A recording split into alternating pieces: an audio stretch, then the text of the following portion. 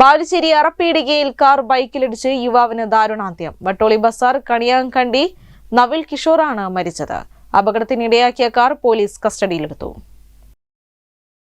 Balussery അറപ്പീടികയിൽ car ബൈക്കിലിടിച്ച് യുവാവിന് ദാരുണാന്ത്യം. Vattoli Bazar Kaniyankandi naval കിഷോറാണ് മരിച്ചത്.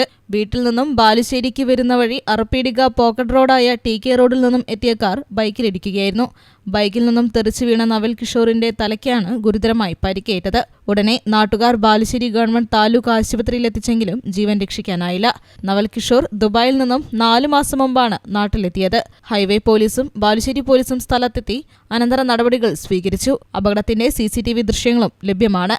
അപകടം നടന്നയുടനെ കാർ നിർത്താതെ പോയെങ്കിലും പോലീസ് പിന്നീട് കാർ കസ്റ്റഡിയിലെടുത്തു. യുവാവിന്റെ മൃതദേഹം പോസ്റ്റ്മോർട്ടത്തിനായി കോഴിക്കോട് മെഡിക്കൽ കോളേജ് ആശുപത്രിയിലേക്ക് മാറ്റി. News bureau, Balussery.